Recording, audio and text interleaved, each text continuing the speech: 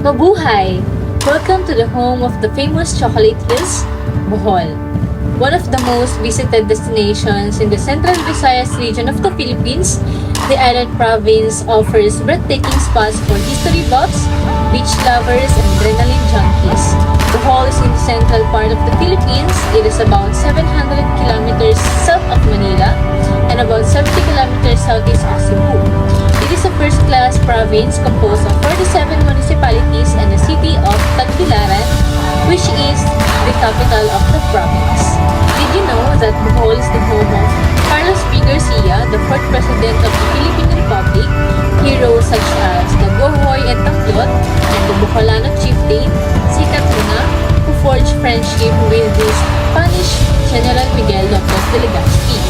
Bohol is comprised of one major island and 73 smaller ones surrounding it. One thing's for sure, you'll enjoy every second of your stay and love the diversity that Bohol offers. The 1,268 cone-shaped chocolate hills, the old Baroque churches, the tarsier, the smallest primate, the dive sites of Balikasag, Panglao, and Kabilao Island of Luan, the beach resorts in Panglao Island are undoubtedly among its famous attractions. So now, we are going to apply the 5 laws, which are the political law, labor law, civil law, commercial law, and tax law in Bohol Province. So let's talk about political law.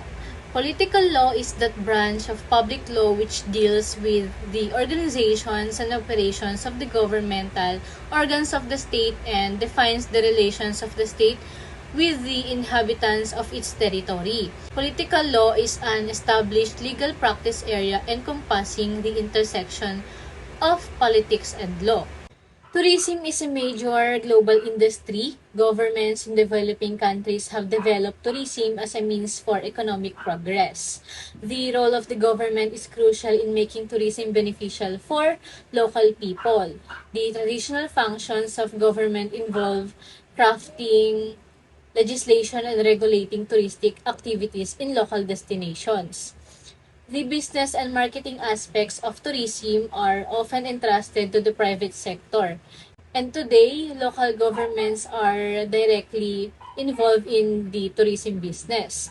The traditional functions of governments have expanded into managing and marketing touristic enterprises and forming partnerships with private and government agencies, non-governmental organizations, and hosts. So this one is to examine how local government units perform both political and entrepreneurial functions in tourism development. In particular, it explores the case of the province of Bohol, a model for tourism development in the Philippines. So in connection of political law, it attempts to offer useful insights or formulating policies in local tourism development. According to UNWTO 2015, tourism has become one of the biggest global, and as a top worldwide export category, it has surpassed automotive products, and food activities affects the economic, social, political, and environmental components of host countries and communities more than the traditional industries do. Management plays a crucial role in a way that tourism contributes to local economic, social, and environmental sustainability. Private businesses carry out the task of managing tourism and controlling the development of destinations. So let's talk about governing Bohol tourism. As I mentioned earlier, tourism is a major industry in Bohol, concerned with reducing the province poverty incidence. The provincial government considers tourism as one of the means to achieve economic growth. Adopting the concepts and strategies of pro-poor tourism, local government officials and planners look to tourism to uplift the socio-economic condition of poor local communities through employment, sharing of income, growth and growth of local entrepreneurship, while at the same time conserving the province's natural resources. So to achieve these goals, it is crucial for the local government to build institutions, and craft legislation. So, in conclusion, I examine and want to change the role of the government in tourism development. Government plays a crucial role in the development of the tourism industry, and local governments have evolved from being passive to more active actors in the industry. From merely providing laws and building infrastructure, governments now manage their own tourism-related businesses. And in past decades, the management of tourism was entrusted to the business sector.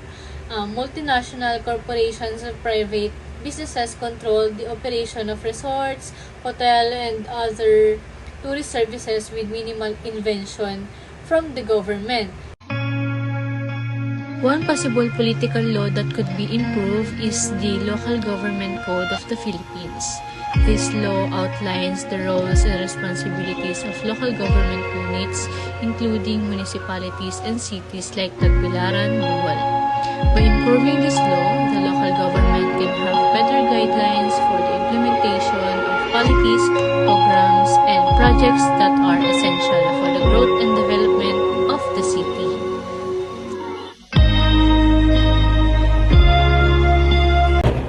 Mabuhay!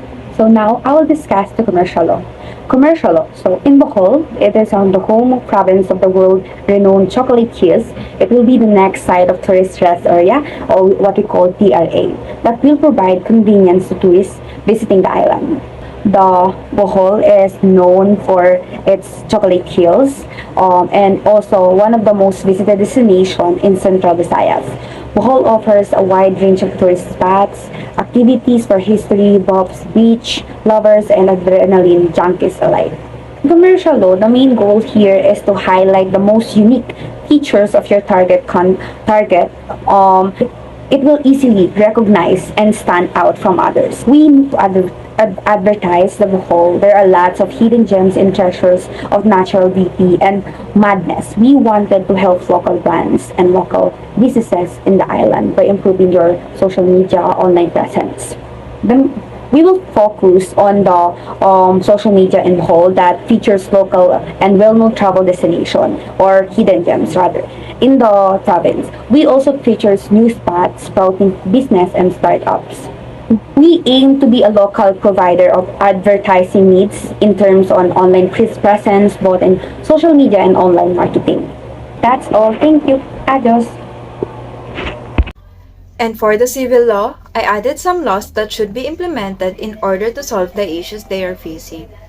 First is the local governments being able to provide a strategic leadership, such as providing improved access to healthy foods in lower income areas, as Bohol is high prevalence of child hunger and malnutrition that still pose a major challenge in Bohol, with quite a number of children still found to be malnourished at varying degrees. Consider benefiting from their produce on agricultural lands to promote healthier environment and reduction of malnutrition. Second, as Bohol has only limited employment opportunities, they should attract high-skilled exporting jobs, while increasing the number of low-skilled exporting jobs, thus alleviate some short-term pressures around low-skilled unemployment. Ultimately, it is high-skilled exporting jobs that support long-term, sustainable economic growth, which, if the costs of this growth are mitigated for, can benefit people across the job market. Policies that support the growth of cities do not just create high-skilled jobs, they support the creation of low-skilled jobs too. This is not only because they create more low-skilled job opportunities via the bigger multiplier effect that high-skilled exporting jobs have, but also because they increase the chance of progression to the higher skilled, better paid jobs. Lastly, with Bohol's growing population for elderly, they should promote the well-being of older individuals by providing services and programs designed to help them live independently in their homes and communities. The Act also empowers the federal government to distribute funds to the states for supportive services for individuals over the age of 60. Create programs that manages health, wellness programs for older adults. This includes behavioral health information, chronic disease, self-management education programs, diabetes self-management, disease prevention, and health promotion services. These are the law that will be beneficial and promotes healthy environment for the community. Agriculture is the main source of economic activity in Bohol, with a greater number of its people engaged in farming and fishing. It is Bohol's major industry, occupying most of its vast tracts of land. The fish sanctuaries strategically located around Bohol contributed to high fishery yield. Agriculture is one of the most important sectors in the economy of our country, but farmers and fishers never had the chance to be treated well. In other countries, when you work on agricultural field, you have a lot of benefits. But here in the Philippines, especially in Bohol, the government doesn't take an action for it. So now, since we're talking about labor law, we want to make this opportunity to raise a proposal for our dear farmers and fishers to take more credit and to be treated well. The government in Bohol can give the farmers and fishers an upgraded equipment for them to work easily, or to ensure that their safety, since their job has a high risk in terms on their health. The government can give each one of our farmers and fishers a personal protected equipment to minimize exposure to hazards that cause serious injuries and illnesses. The government can do such things if they will just focus on our agriculture workers. Being a farmer or a fisherman is no joke. We must protect them since we also consider them as our frontliners because they are the reason why we are eating every single day. Bohol government now imposes tax on limestone mining. Tagbilaran City, Philippines, the Bohol Provincial Board approved the third and the final reading an ordinance imposing the extraction fee on large-scale mining of limestone in Garcia Hernandez town. So, the move was seen as a challenge of the provincial government to eventually collect such fees that a long time the mining company has been paying to the national government and not to the local government. There are two companies currently operating in Limestone Ridge, Garcia Hernandez. So the Philippine Mining Service Corporation, which is the PMSC, and the Bohol Limestone Corporation, which is the BLC.